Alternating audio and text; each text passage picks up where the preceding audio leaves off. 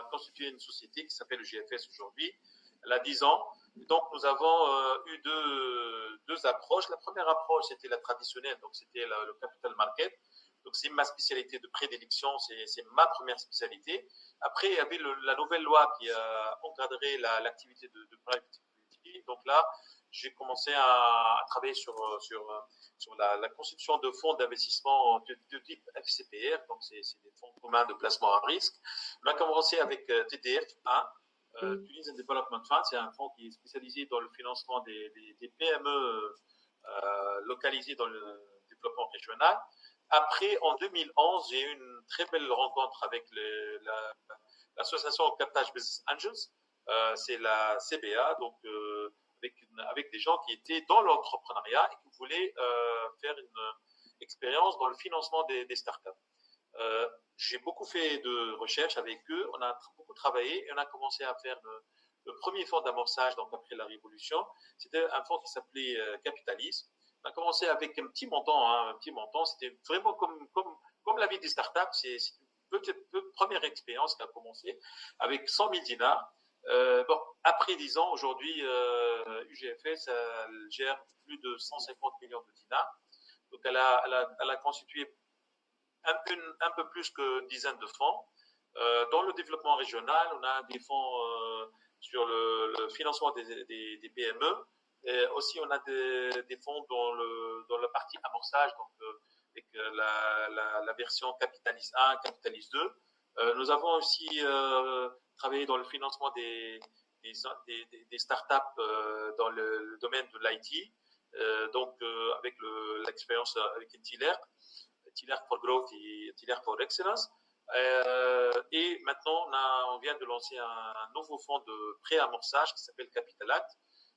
Voilà, donc c'est un peu l'activité. Ça fait 10 ans qu'on travaille sur le financement des PME, startups, travailler avec des entrepreneurs, avec des innovateurs, des entreprises innovatrices. C'est ça. Donc, bon, je suis par ailleurs donc j'ai été élu par mes confrères, donc président de l'association tunisienne des investisseurs en capital. Cette association, elle englobe toute la partie donc société de gestion de fonds, les SICAR, etc. Donc, ce sont leurs associations professionnelles. Et donc, mes confrères m'ont honoré avec ce mandat-là. Je fais le premier mandat. Maintenant, je passe au deuxième mandat. Et depuis l'année dernière, donc le chef du gouvernement m'a honoré aussi de me nommer dans le collège des startups. Ça fait maintenant une année, on a célébré une année d'activité du collège il y a 2 semaines. Et donc, voilà, je fais partie aussi des gens, des 9 membres qui accordent donc le label aux startups. Yatik Saha, c'est Mohamed Salah, et surtout, Tabarakallah, depuis 10 ans, à part que vous avez vu et vous avez assisté beaucoup de changements dans l'environnement, que ce soit fait les lois, fait le contexte, fait Bacha Hajet, mais aussi vous avez vu plusieurs startups émerger, d'autres échouer, d'autres ta'aoud, ils renaissent de leurs cendres et yatlou.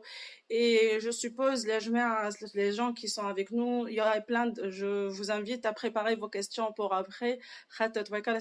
10 ans, la femme باش حاجات عادية قدامك et vous connaissez aussi la réalité terrain. خاطر ساعات on est confronté تلقانا j'ai une idée حاجة la réalité ساعات terrain تقف في les lois ولا في حاجات أخرين ولا في le financement ولا في les détails ذيك que d'autres personnes zappent ou tout simplement ne connaissent pas. Et en fait, en parlant de loi et Kolchab, la semaine dernière, vous étiez invité à l'émission Clem for Business Shams FM et vous avez parlé de la loi du Smart Business Act. Donc, ce que tu as la loi, le texte de loi, ça paraît ambigu, voilà, on interprète mal, et surtout si c'est utile dans ces moments critiques-là. Alors, justement, le Small Business Act, c'est une loi qui a été je pense qu'elle date depuis maintenant une dizaine d'années. Oui. Qu'est-ce qu'elle dit cette loi? Elle dit que pour encourager les nouvelles créations, les nouveaux entrepreneurs, l'État elle doit allouer au moins 20% de ses achats, ses acquisitions, ses marchés, etc., pour les nouveaux promoteurs, pour les sociétés innovatrices, etc. Alors malheureusement, cette loi n'a pas été vraiment bien opérationnelle parce que pour plusieurs raisons, on ne va pas faire l'autocritique, etc. Ce qui est fait est fait. Maintenant, on doit regarder de l'avant.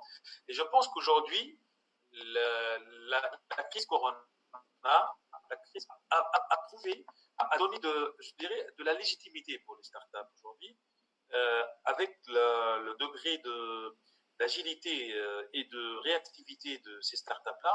On a vu une dizaine de startups qui ont très rapidement réagi par rapport à cette crise qui n'a pas de précédent. Ils ont été volontaires, ils ont été très volontaristes avec l'État pour essayer de trouver des solutions. On a vu des choses dans le digital avec des call centers et des applications qui avaient été allouées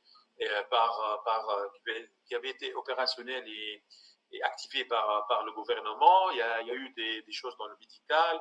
Il y a eu le fameux robot. Maintenant, on a deux robots. On a le premier robot qui a été utilisé par Innova Robotics, qui a été utilisé par le ministère de l'Intérieur. Maintenant, il y a un deuxième robot qui avait été, c'est celui de Zeira, pour la désinfection des locaux et des rues, des espaces, et donc qui a été aussi activé et utilisé par des collectivités locales. Aussi dans le médical, donc il y a eu ce fameux respirateurs, etc. Et donc je pense que sur la partie digitale aussi, il y a eu pas mal de choses qui ont montré une fois pour toutes la capacité, la capacité des startups à s'adapter par rapport à l'environnement et donner des choses qui sont réelles. Et comme j'ai dit l'autre fois, aujourd'hui, il faut vraiment mettre en place ce Small Business Act et permettre à des nouveaux promoteurs de bénéficier d'un avantage. C'est pas quelque chose de nouveau. On réinvente pas la roue, parce que justement, c'est le Small Business Act qui a été vraiment à l'origine de l'émergence des startups aux États-Unis. Aux États-Unis, donc ils ont bien bénéficié de cette loi-là pour justement émerger de nouvelles startups. D'accord. Et déjà, Zedaf Kemal, pour rebondir, parmi les solutions اللي قاعدين يخرجوا, voilà, la solution اللي احنا توا نخدموا عليها فيزيو اللي خرجت, il y a aussi des startups. Et peut-être, on va passer à la question suivante des startups. Voilà, حتى des business models qui maintenant, Level One, c'est notre partenaire. À la base, les gens connaissent Level One comme un coworking space, mais il y a ça que le coworking space. De l'autre côté, il y avait l'activité du Fab Lab, et ils ont fait avec les imprimantes 3D qu'ils ont quelques masques. Donc chacun à son niveau, il essaye de s'adapter, et surtout on découvre beaucoup de potentiel. Le potentiel caché. Et surtout, personnellement, je suis très flattée de voir le robot qui a fait le tour du monde. Même les Chinois et les Japonais, il y aura le robot tunisien, à part les dérives aussi à la sauce tunisienne qu'on a vue.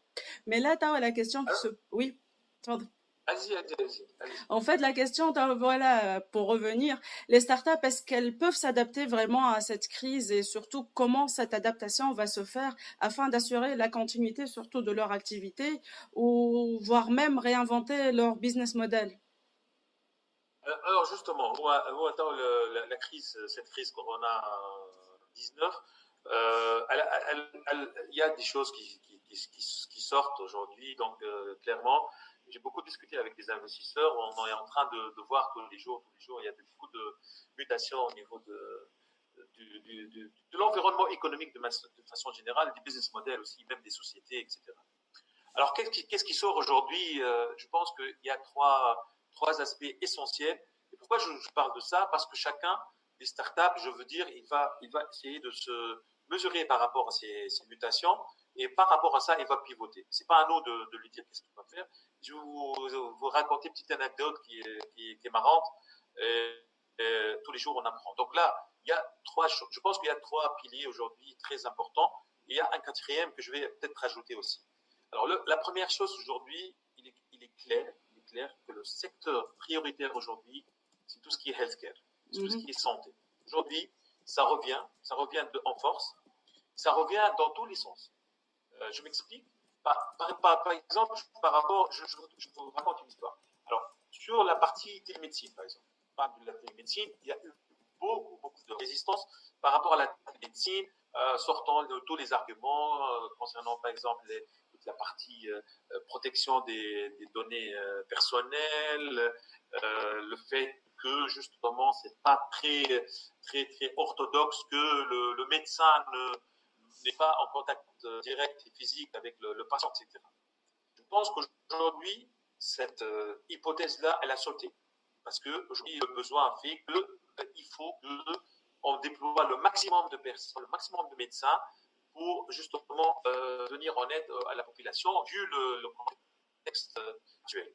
Sur la partie appareillage médical, il y a aussi un complexe qui a sauté. Aujourd'hui, j'étais en train de discuter avec des amis qui sont dans cette discipline-là. Avant, pour faire une homologation d'un appareillage médical, il faut 4 années d'homologation et de certification. Aujourd'hui, les Américains sortent un cahier de charges à nouveau, c'est très nouveau, c'est la semaine dernière, et donc ils disent qu'il suffit d'une homologation via cahier de charges. Ça fait que d'un délai de 4 années, on arrive à des délais de 4 à 6 mois.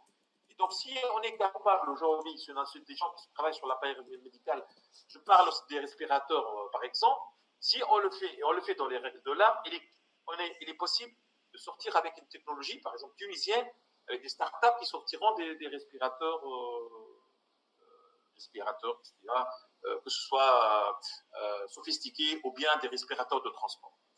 Sur d'autres modèles de médicaments, par exemple, il y aura aussi des barrières à l'entrée qui étaient très importantes aujourd'hui et qui vont sauter aussi par besoin, etc. Donc, le healthcare aujourd'hui, je pense, c'est que les barrières à l'entrée deviennent accessibles. Donc, c'est un domaine qui est abordable aujourd'hui.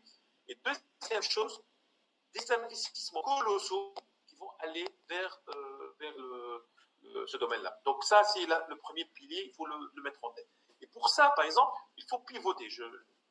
Quand je parle que le healthcare aujourd'hui, c'est quelque chose de très important, il va falloir donc pivoter. Je prends le cas de nos amis de Innova Robotics. Aujourd'hui, sur le robot qui est dédié pour le truc, maintenant, ils sont en train de travailler sur un robot pour justement la gestion des accès aux hôpitaux. Et que déjà, ils sont en train d'adapter ça. Donc ça, c'est le premier volet. Healthcare, s'il y a une start-up sur le healthcare, ou bien sur des services qui sont tout autour, c'est le jackpot, il faut vraiment pousser au maximum pour évoluer. Deuxième chose, c'est la partie digitalisation. Aujourd'hui, c'est clair, la digitalisation, c'est le driver, c'est l'axe de développement futur. Quand je parle de la digitalisation, c'est au niveau des entreprises, au niveau du commerce, l'e-commerce, etc., tout ce qui en suit, mais aussi et surtout des États.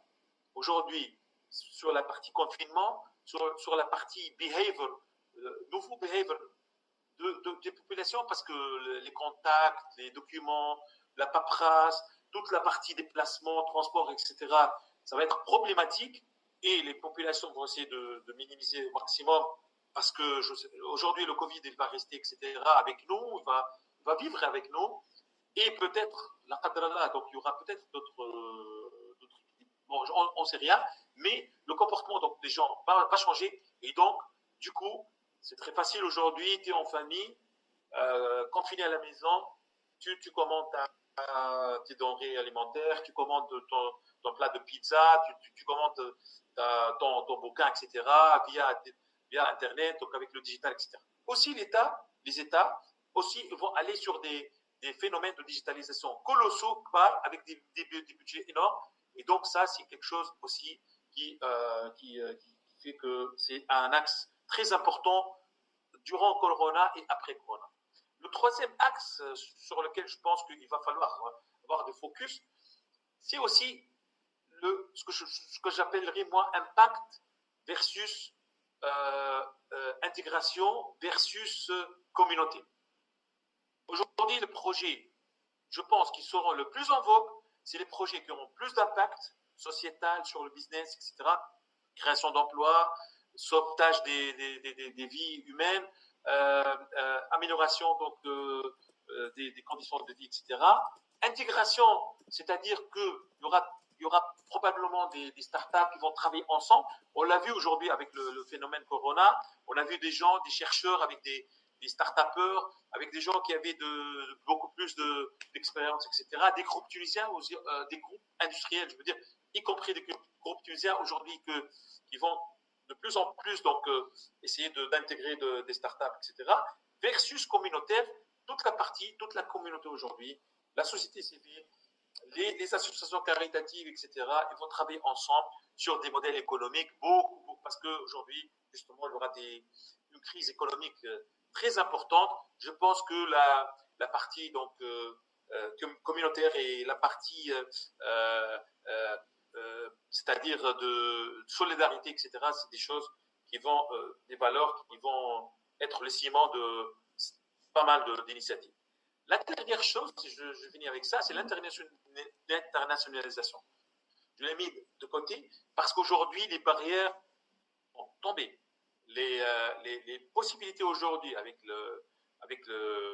la digitalisation, avec les canaux de communication, je pense qu'il y a une place à prendre pour nos start-upers et pour aller sur des marchés qui étaient inaccessibles par le passé, mais aujourd'hui, grâce à la technologie et grâce à cette nouvelle dynamique, je pense qu'elle deviendrait accessible. يعطيك الصحة سي محمد صالح. Effectivement, peut-être c'est une des questions que j'ai prévues tout à l'heure, mais c'est que le fait, le mindset تبدل surtout par rapport au e-commerce. تاع الكلها ولات لوش في la livraison à domicile. Il y a plus ce frein. Peut-être قبل on avait ce frein la confiance تجيني السلعة مرشوش تو ما يجيبليش كيما هو تو ما يعرفش. Là, même si on a ce frein, on est dans l'obligation de surmonter cette barrière-là. Et le e-commerce, il explose. La santé, comme on dit, c'est prouvé mondialement que c'est un créneau porteur. C'est un secteur, ils aiment نخدموا عليه. Le e-learning, mais surtout, comme on dit, encore une fois, le gouvernement, peut-être on a vu que pendant cette crise que voilà, on est capable d'avoir un site internet fonctionnel rien que pour les autorisations en disons 48 heures. Donc, ça faciliterait la tâche à plein de monde. Et aussi, peut-être, je vais finir avec ça, que ça explique que la transformation digitale, le frein, اللي كانت l'arbitrage, fallait dire que les robots باش ياخذوا بلاصتنا والا احنا on va plus travailler, ça montre que la machine elle est là pour en fait pour aider, c'est un moyen tout simplement et تسهل le process et تسهل العملية. Et peut-être, Tawa, si on parle un peu des entrepreneurs et toujours dans cet environnement d'incertitude, on dit souvent que les entrepreneurs, ils ont l'habitude de gérer les attendus, les imprévus, plusieurs scénarios. Ils s'adaptent aux nouvelles donnes, mais aussi les investisseurs. Donc, surtout certains qui investissent, ils savent qu'il y a le risque déjà, risque. Donc, est-ce que vous pensez que ça s'applique à cette situation actuelle, le fait d'avoir l'habitude de s'adapter au risque, de voilà continuer dans le flou, ça dépend, elle a kiffé. Alors, vous voulez dire du côté investisseur, hein, vous voulez un peu voir le côté investisseur ou l'entrepreneur? Si vous pouvez pour les deux, les entrepreneurs par habitude, la casquette ou plus la cape de Superman, il est prêt à tout en fait, où il a du vécu, ou les crises. Et donc voilà, Corona, la dernière fois j'avais une discussion, we are used, we are entrepreneur, we are survival, mais cette situation, elle est un peu, elle sort de l'ordinaire, l'inattendu ordinaire. Pareil aussi pour les investisseurs, les bel risque. Donc, si vous pouvez pour les deux ou tout simplement pour les investisseurs. Alors, justement, pour les entrepreneurs, l'entrepreneur, c'est l'être humain avant tout. C'est quelqu'un qui a beaucoup de sentiments, de l'émotion, etc., etc. Et aussi, aujourd'hui, il a une responsabilité. S'il a une start-up, aujourd'hui, à la fin du mois, il doit payer des salaires. C'est clair.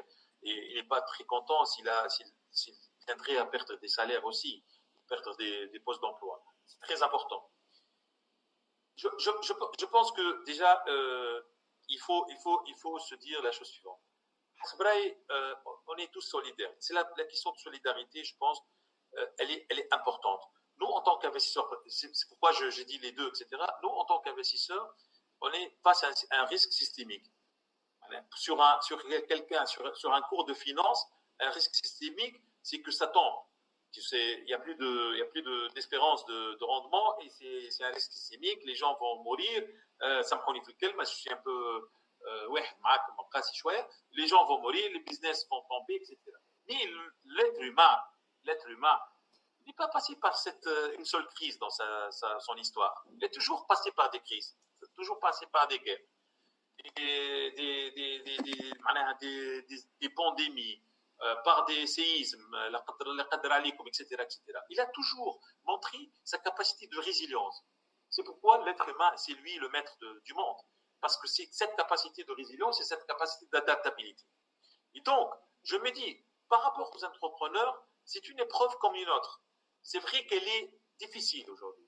Mais je pense qu'il a pas mal de paramètres, pas mal de pivots sur lesquels il peut pivoter, et il peut changer, il peut être honnête pour la population.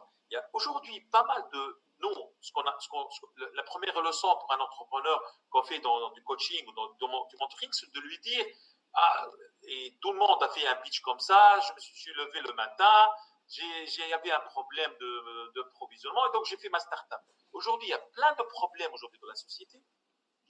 Je prends le problème de la logistique et du transport. Aujourd'hui, l'après-confinement, c'est clair que ça ne va plus être la même chose. C'est clair que les gens vont se transporter, que ce soit les gens, que ce soit les services, que ce soit les marchandises, d'une autre manière que l'ancienne manière, que les gens vont être sur des problématiques et sur des exigences de qualité, des exigences de santé, etc., autres qu'auparavant, sur le digital, etc.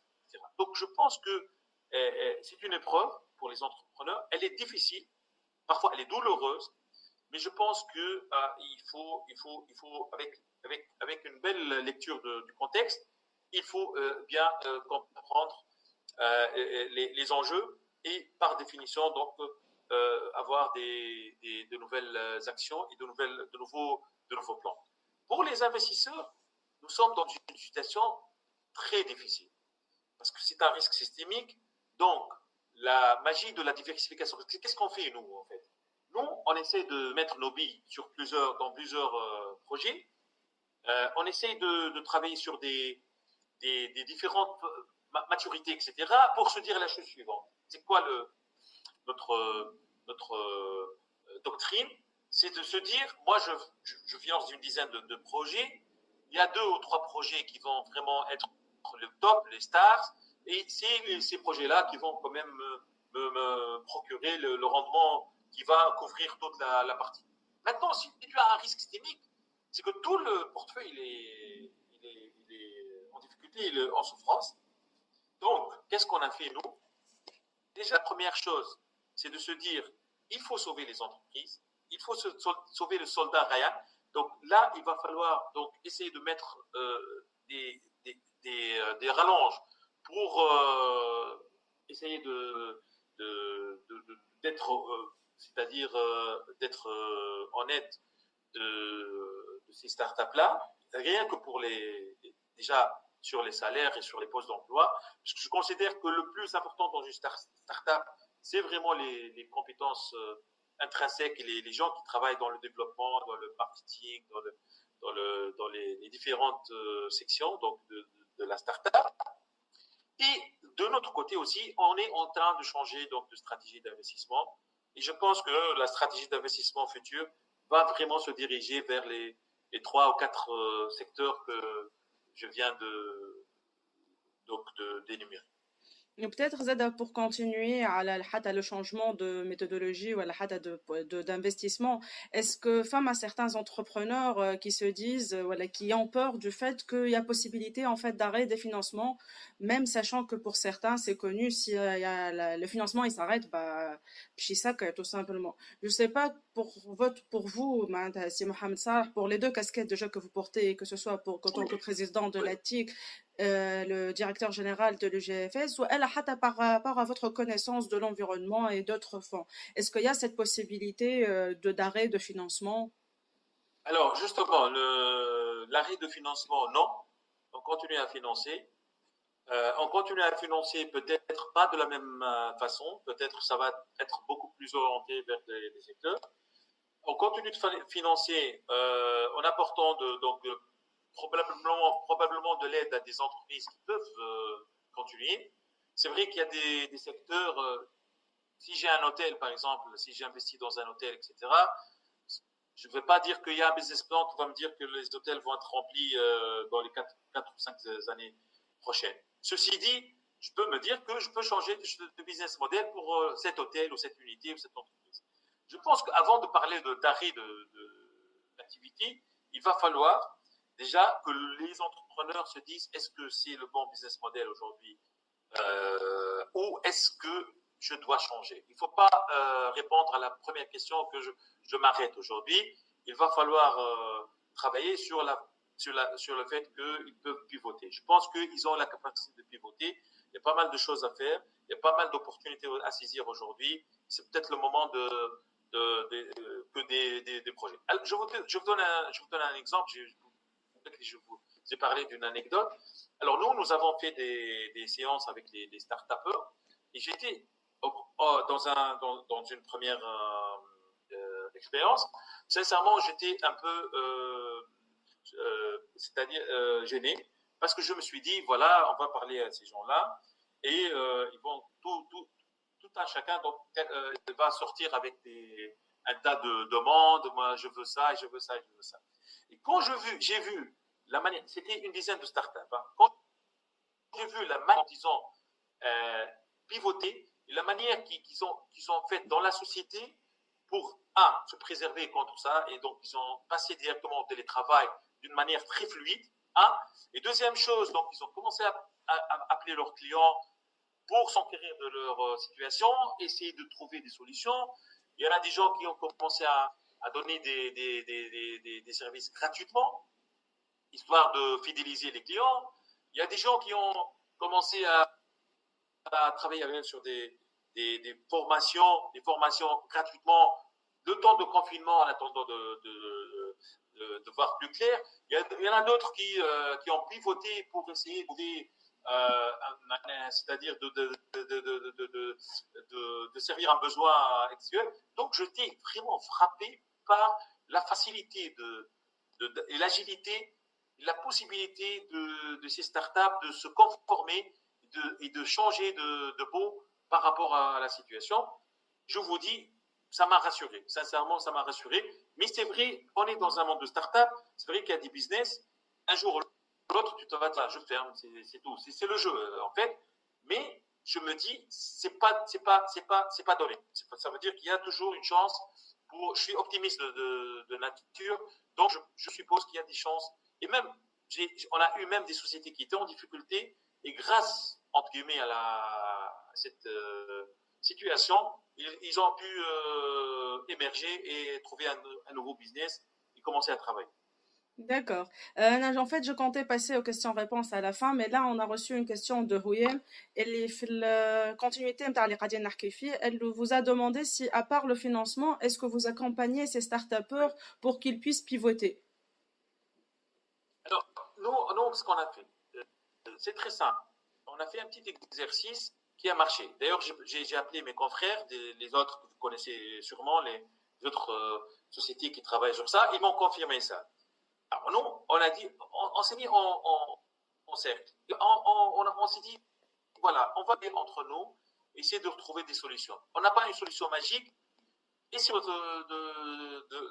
d'improviser et de trouver des solutions. Je vous assure qu'on était frappé par la quantité de solutions, la quantité d'actions qui ont été faites. Donc, pour vous dire, nous, on accompagne les sociétés, on a notre incubateur, mais aussi on a des gestionnaires de fonds qui aujourd'hui travaillent d'arrache-pied justement avec les start-upers pour essayer de voir des solutions, essayer de pivoter. Oui, c'est notre métier, on doit le faire et on est fiers de le faire. D'accord. Peut-être aussi pour revenir, que l'être humain il s'adapte et on est habitué. Aussi les entrepreneurs, peut-être la culture de l'échec موجودة عندهم.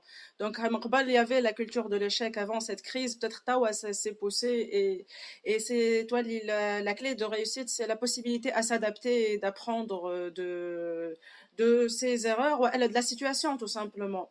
Autre chose, on parlait aussi de fonds d'investissement. Peut-être on pense que désormais les fonds d'investissement ils sont que réservés qu'aux startups actuelles, c'est-à-dire qu'ils ont déjà investi pour soutenir ces startups et par conséquent il n'y aura pas d'investissement dans de nouvelles startups, surtout avec cette incertitude et même si la crise elle s'arrête ou plus ou moins les choses reviennent à la normale, mais ça va prendre du temps.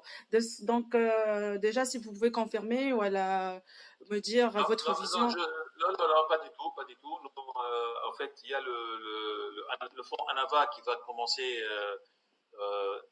j'espère, en juin, donc avec les 100 millions d'euros. Non, non, non, il ne faut pas baisser les bras.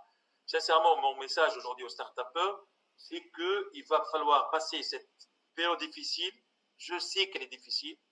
Je sais qu'il y a des gens qui ont accepté de réduire leur salaire de 50%, qui ont aujourd'hui travaillent gratuitement, mais je vous dis clairement que il y aura une reprise très très très importante. Donc va falloir vraiment patienter, avoir beaucoup de patience, avoir beaucoup d'endurance. Pour ce qui concerne le Startup Pack, le programme Anava, il est toujours en marche.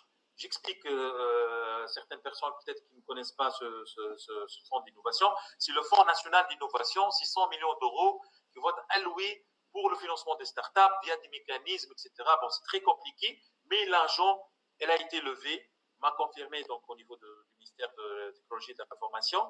Et donc, il va falloir tenir le coup d'ici les 4-5 prochains mois pour justement être éligible à ce financement. Même les programmes actuels, ça va continuer. C'est vrai qu'on est tous en train de se chercher un tout petit peu parce que la situation elle est difficile, mais ça va repartir parce qu'on n'a pas le choix. Les startups aujourd'hui, je pense qu'ils ont pris leur légitimité durant la période Covid. L'État, il a plein de programmes de digitalisation, donc je pense qu'il y aura de la place pour des applications. Pas plus tard qu'aujourd'hui, le gouverneur de la Banque centrale, il annonce l'accord pour les deux établissements de paiement. Et donc, du coup, il y a pour la partie fintech, etc., il y a pas mal de choses à faire. Le healthcare, toute la partie healthcare, etc. Les education, il y a une place à prendre.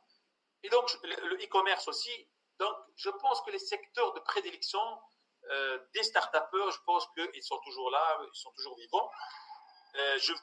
Je vais vous annoncer une chose. Aujourd'hui, j'ai eu l'honneur de rencontrer le ministre des Finances. Je peux dire que c'est le ministre de l'Économie. Et je lui ai posé la question suivante. Monsieur le ministre, bon, selon vous, quels sont les secteurs d'avenir aujourd'hui pour la Tunisie? Quels sont les secteurs d'avenir selon vous? Et pourquoi j'ai posé cette question? Parce que je considère qu'il a dit, voilà, ces secteurs-là qu'on va vraiment assister et supporter donc, et aider. Il a cité la santé, il m'a cité les sociétés totalement exportatrices, il m'a cité l'agriculture et à ma grande surprise, il m'a cité les startups. J'étais comme ça, c'est une première parce que je dois vous avouer que tout ce qui est start-up, etc., c'était un effet de mode. C'était un luxe, c'était des jeunes qui veulent un peu faire des petites applications sur Android, etc., sur smartphone, etc. Non, je pense qu'aujourd'hui, il va falloir, vous, jeunes entrepreneurs, prendre la place qu'il faut, que vous méritez. Il faut se battre, il faut combattre. Je sais qu'il y a des gens qui commencent à baisser les bras, mais je vous dis, personnellement, je vais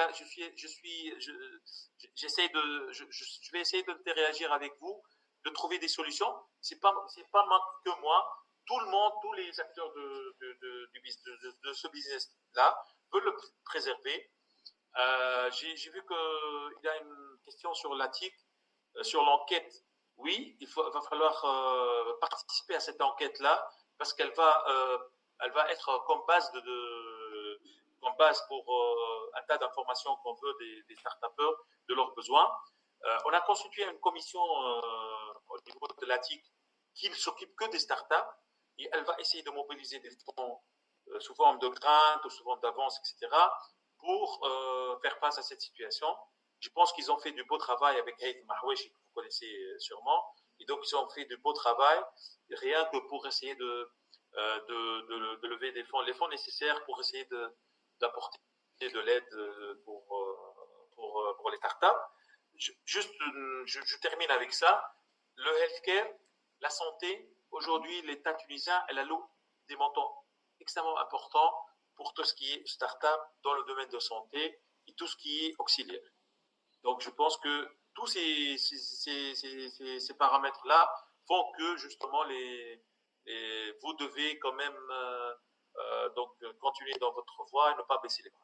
Peut-être Tao, avec la crise, et soit les entrepreneurs et les start-upers actuels qui essayent de pivoter et de s'adapter et de chercher the next step, ou bien les futurs entrepreneurs. Je pense, voilà, comme vous l'avez dit, les secteurs, les chiffres d'habits, ils sont clairs. La santé avec un S majuscule, le e-commerce, le e-learning, les fintech. Ben, il faut peut-être, voilà, les secteurs qui sont clés, qui sont porteurs aussi, qui peut-être le détail très important que vous avez mentionné, c'est Mohamed Salah, qu'il y avait un peu avant cette mauvaise compréhension, misunderstanding, le concept d'entrepreneur qui m'a dit des jeunes, taïchin, il y avait plusieurs clichés, on comprenait pas bien ce que faisaient les entrepreneurs et surtout leur appui par rapport à l'économie ou par rapport au pays carrément. Et là, via la crise, on a vu que les startups presque هما اللي قاعدين يهزوا في برشا حاجات avec le robot, la delivery, كل شيء معناتها. Et peut-être il y a pas mieux, peut-être le côté positif là de la crise, qu'il y a pas mieux comme preuve de l'importance des startups dans le pays. Ben oui, oui, allez-y. Ça marche juste mais là aussi, j'ai un petit reproche aux entrepreneurs, je le dis toujours, c'est pas assez. C'est pas assez. Le marché peut avoir beaucoup plus que Indigo, beaucoup plus que Innova, beaucoup plus que Zera. Il faut aller sur les cartes, il faut innover. Il y a une place à prendre parce que je pense que les gens sont toujours sous le choc. Il va falloir se mobiliser et être très volontariste. Aujourd'hui, les modèles économiques, les modèles de business, qu'est-ce que je vais gagner de cette action, quel est le business model, quel est mon chiffre d'affaires, il faut l'oublier aujourd'hui. Il faut aller sur l'acquisition de clients. Le plus important dans une startup, c'est l'acquisition de clients. Et aujourd'hui, l'acquisition de clients, j'ai comme l'impression qu'elle est beaucoup plus facile aujourd'hui, qu'elle est beaucoup plus accessible. Les gens utilisent le complexe d'utiliser, comme vous venez de dire, le fait d'utiliser une transaction sur Android, etc., que l'argent circule donc, du coup, je pense que c'est le moment aujourd'hui d'aller de franchir le cap et d'aller sur des secteurs. Le education aujourd'hui, je connais pas mal de startups qui sont dans l'education et j'ai toujours demandé, allez-y, offrez des choses gratuitement aux gens. Il y a 2 millions de gosses qui sont à la maison aujourd'hui. Il faut aller pour des acquisitions clients gratuitement, le temps de le faire. On l'a vu aujourd'hui, même avec Udemy, etc., les sites de formation en ligne. Aujourd'hui, ils sont en train d'offrir des choses extraordinaires gratuitement. Mais pourquoi ils font ça? Ils font ça parce qu'ils ont la certitude qu'ils sont en train de faire l'acquisition de clients. Le client, dans des situations extrêmement délicates aujourd'hui, il va se souvenir des gens qui étaient là pour le supporter et pour l'aider. J'ai vu une belle start-up qui s'appelle Mass Analytics. C'est une fille extraordinaire que certains de vous, je pense, la connaissent, Ramla Java. Elle a des clients internationaux. Elle est allée les appeler un à un, rien que pour justement leur dire, voilà, nous, on sait que c'est difficile, ils sont dans le marketing digital, on sait que c'est difficile, etc. Qu'est-ce qu'on peut faire ensemble? Et qu'est-ce qu'on peut faire ensemble gratuitement? Et qu'est-ce qu'on peut faire ensemble communautairement? C'est-à-dire qu'aujourd'hui, c'est le moment aujourd'hui que les gens ne deviennent pas des ennemis. Le client, les fournisseurs aujourd'hui, ils ont vu s'il y a un risque systémique, il va emporter tout le monde.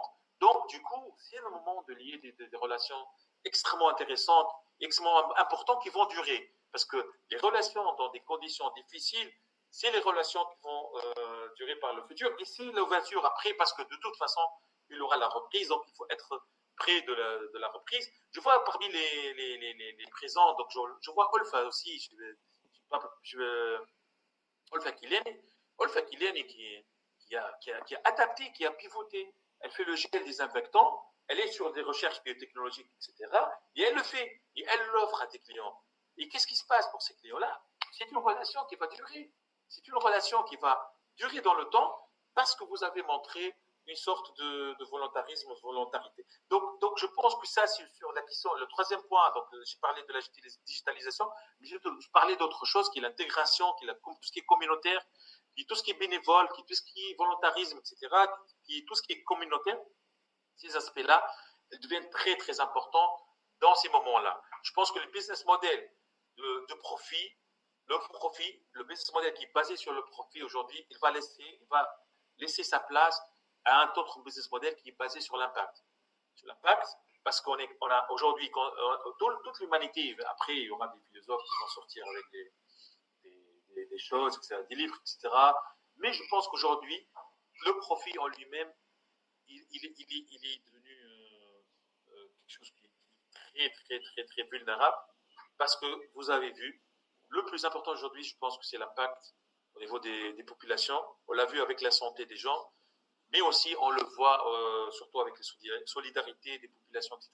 C'est les thèmes qui sont très, très importants, et je pense que les start-upers entrepreneurs, c'est des choses qui sont, je l'ai vu dans leur pitch, etc., c'est des choses élémentaires. Yatik Saha, c'est Mohamed Salah, et peut-être pour rebondir, les entrepreneurs tawa, qui vont se lancer ou qui vont s'adapter ou y pivoter, ils auront de la chance. Pour commencer, l'environnement, il est prêt pour la première fois depuis, pour ne pas dire pour l'humanité, et les Labed al ils sont dans le même bateau, je crois, depuis la guerre mondiale, la Hajj, mais tout le monde, il est dans le même bateau partout dans le monde, que ce soit investisseur, start-up ou quoi, tout le monde est dans le même bateau. Deux, il y a eu cette éducation et la préparation de terrain, ça et automatiquement les labels cette حاجات ولات carrément تطلب فيها. Et trois, pour les start-upers tunisiens, je pense que on a le digital qui m'a là via le digital, d'autres LinkedIn, vous avez les emails des gens, vous pouvez quand vous connecter à X ou Y, il n'y a pas de frontières maintenant. Et deux, avec le Startup Act, on a pour notre deuxième événement, on a eu معنا Salma Bardedi qui nous a expliqué le Startup Act, et il y a plusieurs bénéfices حاجات pour l'export, برشا حاجات pour l'import وكل شيء معناتها. Je vous recommande حاطينها la vidéo sur YouTube de l'intervention de Salma, mais aussi consulter le site. Je sais qu'ils sont très réactifs, l'équipe, dès que vous envoyez un email à contact le site, ils vous répondent. Il y a plusieurs choses que تظهرن ماهيش مفهومة ولا بديهية اللي يعاونوا برشا. Donc il y a tout ça مع بعضهم, donc why not واحد se jette à l'eau. Peut-être pour revenir. Oui. J'ajouterai quelque chose de très important. C'est les groupes tunisiens aujourd'hui. Les groupes tunisiens aujourd'hui, ils ont compris qu'ils peuvent compter sur les start-upers. Les grands groupes tunisiens, on le voit avec des géants dans la grande distribution aujourd'hui, qui se tournent vers des solutions donc digitales. Hein. Je peux citer, pas de souci, donc Monoprix qui est avec Indigo et Dotaiti. Et donc, ça c'est sur le côté donc e-commerce, mais aussi sur la partie industrielle. Sur la partie industrielle, les gens ont bien compris que c'est possible aujourd'hui de compter sur des entrepreneurs. C'est possible de compter sur des chercheurs, des innovateurs, et c'est le business de demain. C'est clair que les business classiques, entre parenthèses, de rente, etc., avec des licences, avec des marges qui sont intouchables, etc., c'est plus le cas. Et je pense qu'il y a aussi une place à prendre. Si tu développes bien ton business, tu risques d'être acheté demain par des groupes ou être intégré dans un groupe, etc. Je le vois dans leurs stratégies, parce que, comme vous savez, donc moi je finance aussi des PME, etc. Donc je vois que de plus en plus, ils vont aller sur le terrain de digital, ils vont aller sur le terrain de communautaire et impact, ils vont aller sur le terrain de l'innovation. Et donc voilà, je pense que la transformation, la mutation, je dirais, économique du pays, de l'économie de façon générale, elle va bien profiter aux start-upers et à l'innovation. D'accord. Et peut-être pour revenir le thème général متاعنا de cette e-conférence et surtout pour revenir à l'association tunisienne des investisseurs en capital, en cas où ça c'est pas très clair, voilà, on se pose toujours la question concrètement quel est leur rôle? Est-ce que leur rôle il est de rassurer, d'accompagner, de réfléchir ensemble? قبيلة حكيت اللي vous êtes en train de vous réunir aussi autour d'une table à réfléchir ensemble puisque tout le monde est dans le même bateau. Donc concrètement quel est le rôle de la TIC? Alors, le rôle de l'ATIC, déjà, c'est déjà de côté les. On a commencé avec le questionnaire. On va essayer aussi de publier les résultats du questionnaire parce qu'ils seront très importants. On a commencé avec les PME et les résultats sont très importants pour comprendre un peu la réalité des choses. On va le faire aussi avec les startups. Ça, c'est un. Deuxième chose, donc, nous, on est en train d'aller sur la construction d'une plateforme donc, entre les demandeurs de financement et les investisseurs en capital. Donc, on va essayer d'avoir une plateforme là où quelqu'un qui veut du financement, c'est pas la peine d'aller taper dans les portes de UGFS ou FlatX Lab ou CDC, etc. Il y aura une plateforme. Et là, elle est transactionnelle, donc elle va permettre beaucoup plus de visibilité pour les startups.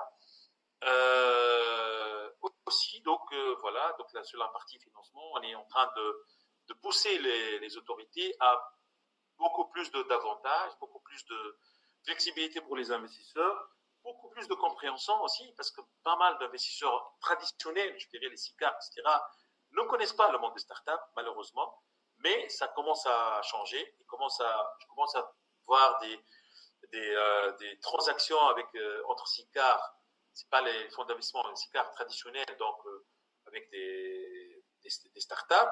Donc le complexe il est plus d'actualité, donc ça commence à changer. Et donc voilà, donc notre rôle, c'est le changement des régulations, l'encouragement des véhicules d'investissement et surtout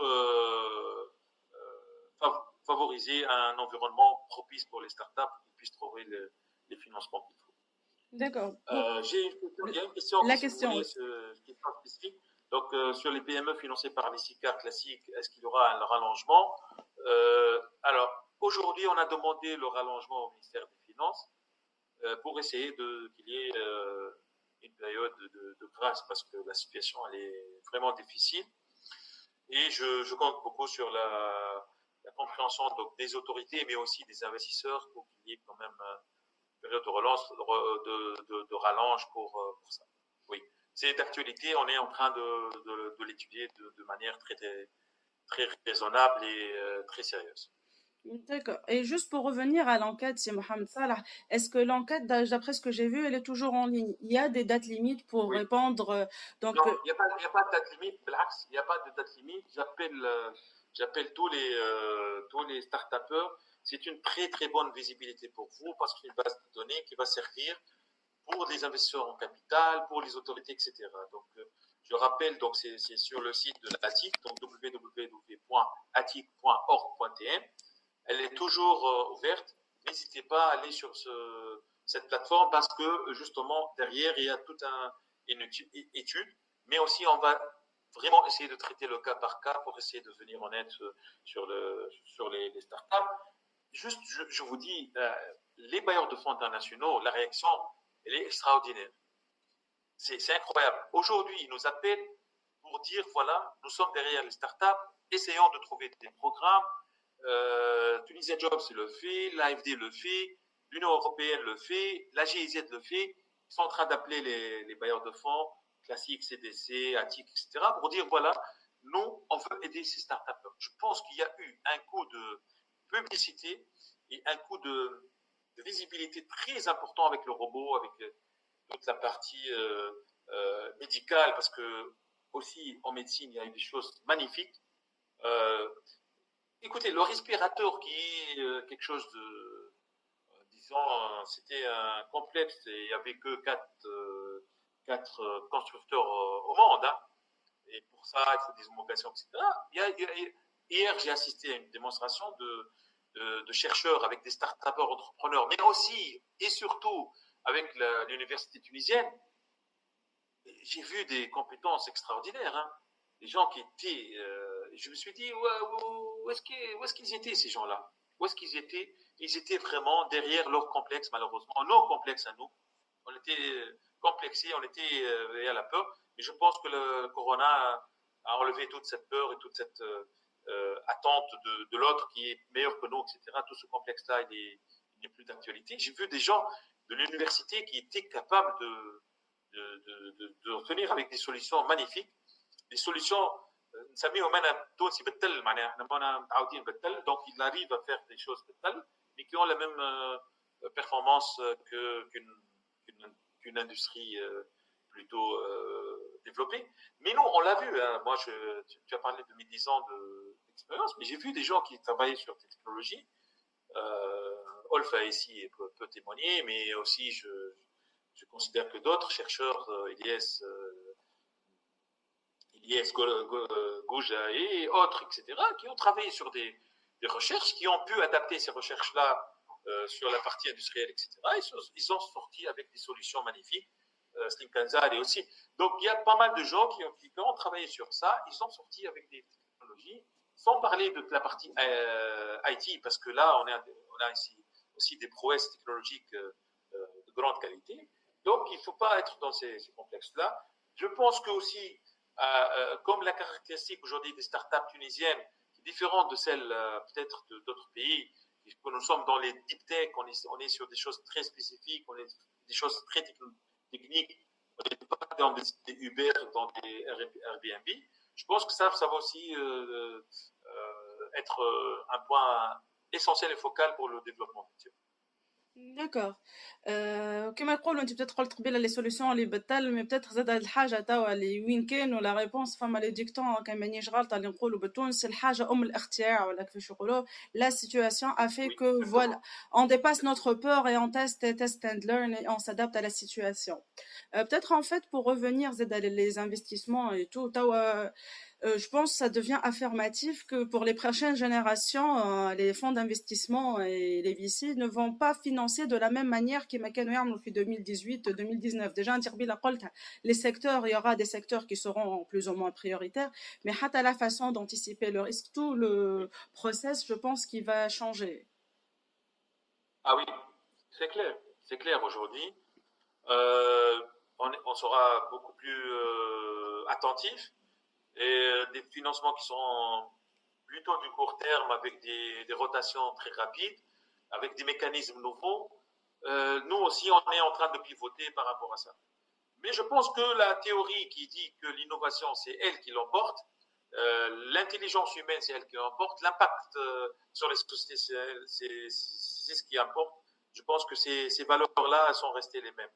Je pense que le changement, ça va être un changement vers justement des secteurs qui sont innovateurs plutôt que dans des secteurs de rente ou des secteurs classiques parce que justement le business va changer.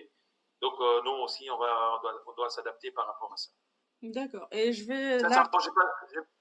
pour être honnête, je n'ai pas de réponse parce qu'on est aussi en train de travailler sur ça parce que le monde change et le business model change. Ce que je sais aujourd'hui, c'est les secteurs qui sont hasbrai sur les 10 prochaines années les plus importants. La qualité d'entrepreneur aujourd'hui, plus que jamais, c'est vraiment un battant. C'est vraiment quelqu'un qui a des qualités.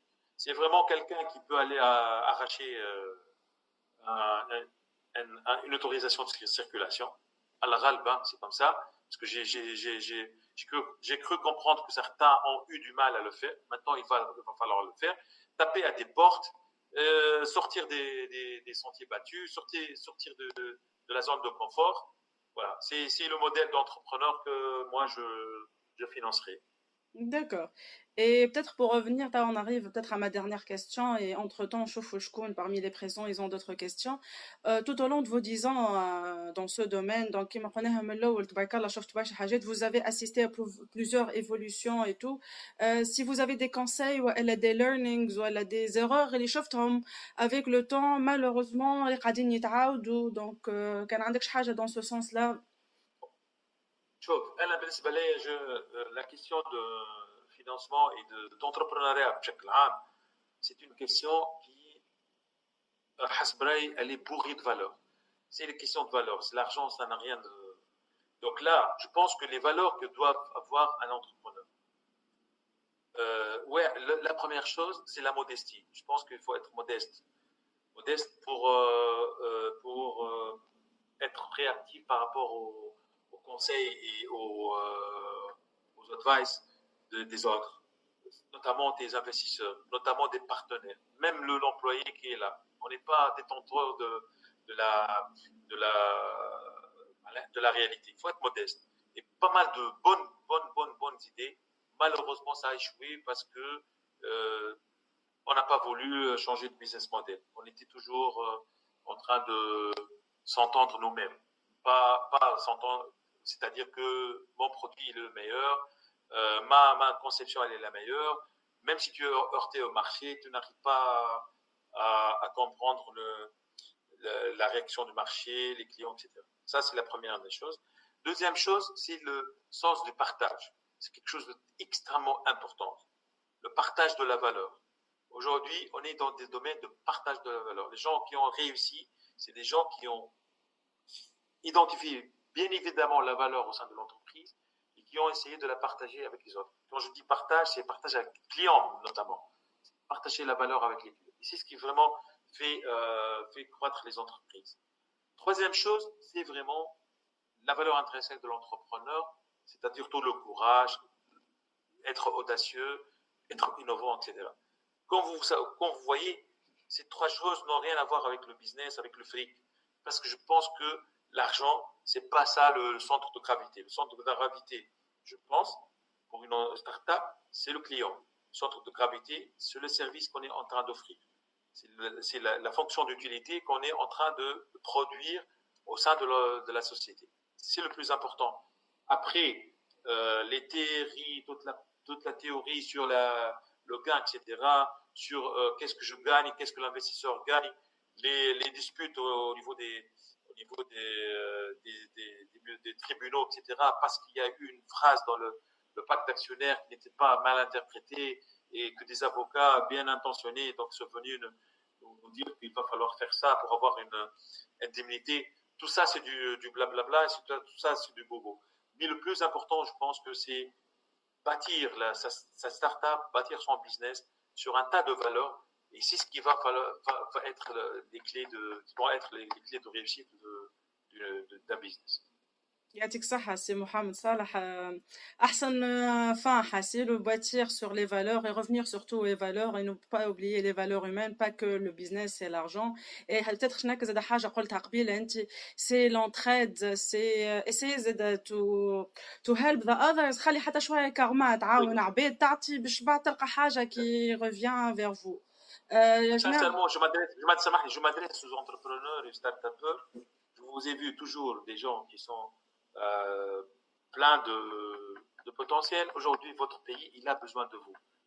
Plongez dans la mer pour aider les gens, pour sauver des vies, pour sauver des emplois, etc. Et on va être vraiment à vos côtés pour le faire. Vous avez la qualité. Moi, si j'étais entrepreneur, j'aurais eu ma start-up. Moi, je ne suis qu'un comptable qui essaie d'allouer de l'argent. Point à la ligne. Je n'ai pas vos qualités à vous. Donc, on attend beaucoup de vous. يعطيك الصحة. Je mets en place vos questions. Je vois Royem qui est en train d'écrire. Entre-temps, l'enquête de l'ATIC, de notre côté, on va la partager sur notre page Facebook, mais aussi via notre réseau.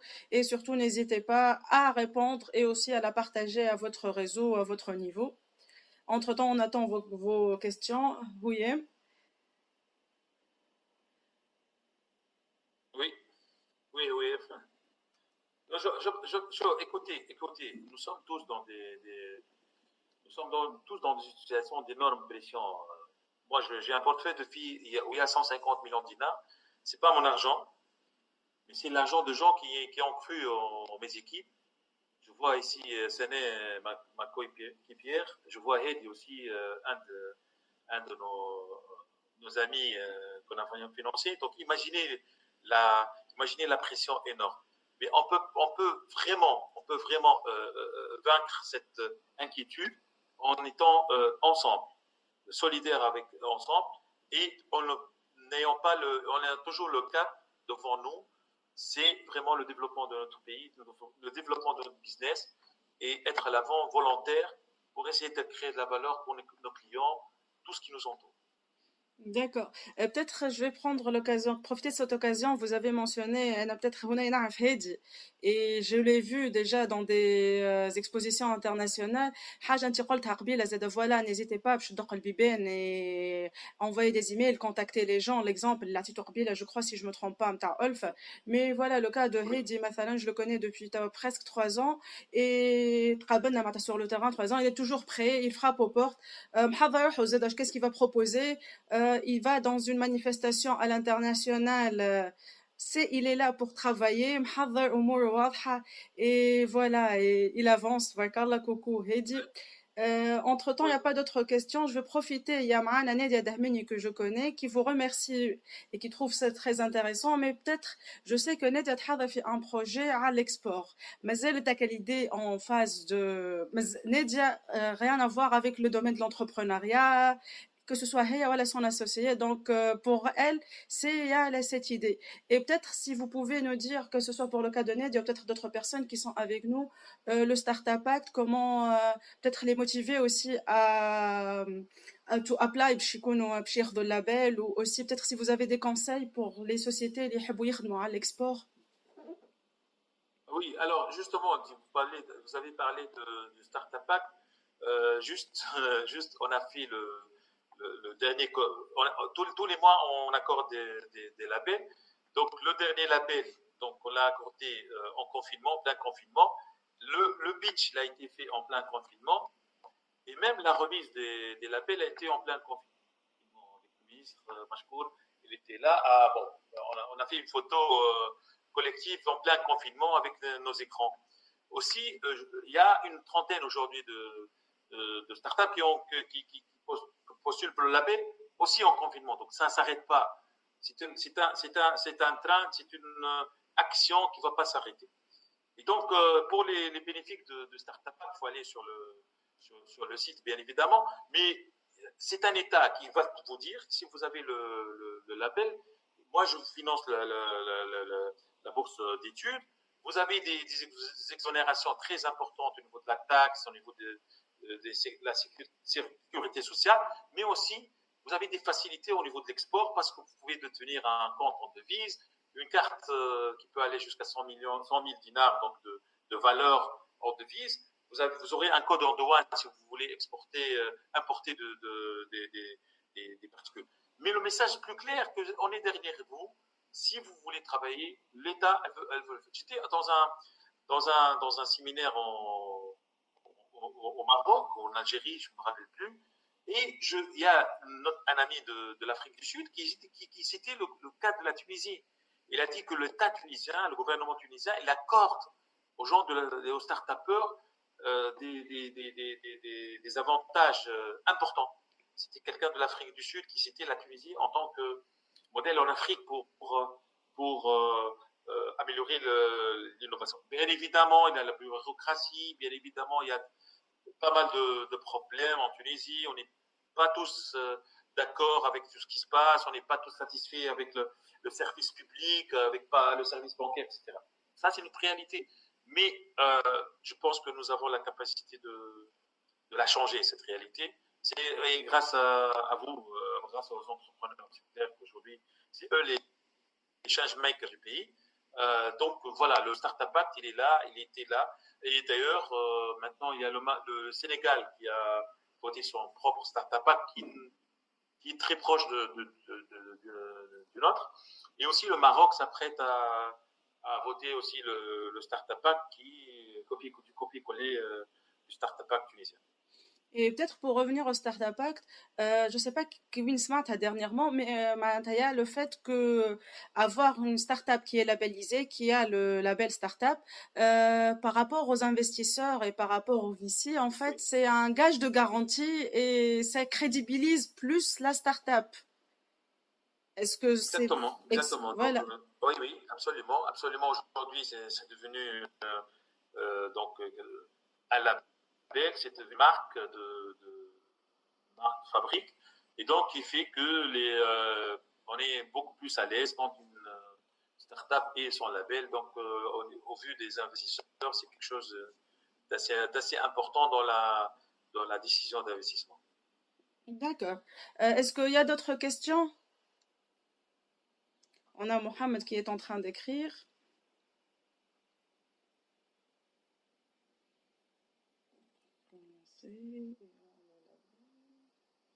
Donc Mohamed il nous dit si on doit attendre la fin du confinement pour lancer son Non, entreprise et avoir le label ou non, essayer de pivoter. non, non. C'est le moment ou jamais. Si vous avez une idée impressionnante qui va servir, qui va résoudre des problèmes. Et comme j'ai dit, aujourd'hui, on fait de pré-labels pour des sociétés. Aujourd'hui, il y a des gens qui. D'ailleurs, j'ai cette semaine donc pour voter pour l'octroi du label. Et donc, on n'a pas arrêté de le faire. Il y a aujourd'hui pas mal de programmes. Aujourd'hui, j'étais en mentoring avec un programme donc pour les startups. Demain, je serai au ministère des Finances pour examiner un certain nombre de cas. Il y a la plateforme aujourd'hui aussi de RD/P. Donc c'est la plateforme qui a été mise en place par le ministère de l'enseignement supérieur et toutes les initiatives, mais côté Covid-19, c'est-à-dire que toutes les initiatives, les startups qui sont sur le secteur de healthcare sont les bienvenues. Il y a eu une centaine de startups dans ce domaine-là. Donc, je ne pense pas que le confinement va nous empêcher d'agir et de réfléchir et de faire sa startup. D'accord. Déjà, vous continuez, Thomas, comme d'habitude, comme vous l'avez mentionné tout à l'heure, à octroyer les labels Comme d'habitude. virtuellement. C'est Oui. juste la méthodologie qui a changé, mais le process, il continue. Et Colshire, vous avez les nouveaux labellisés. D'autres... Et d'ailleurs, on était peut-être inquiet, peut-être il n'y aura pas le même rythme, mais le rythme, il est le même nombre de postulants, que ce soit pour le label, que ce soit pour le pré-label. Peut-être tard avec le confinement, les gens ils ont pris plus le temps là de réfléchir et de s'opposer calmement, de Donc, réfléchir, à faire aussi à chercher, à s'inspirer. D'ailleurs, surtout avec tous les webinaires, toutes les activités qui se passent en ligne. Et toi, les blacks, peut-être il y aura une augmentation du nombre de gens qui postulent. Est-ce qu'on a d'autres questions?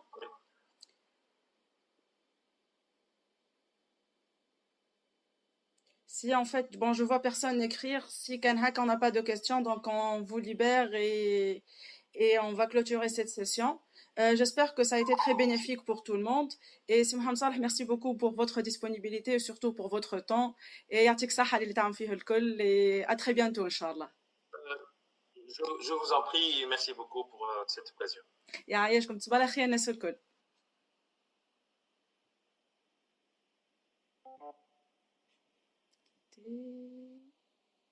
Mettre fin à la réunion. Oui.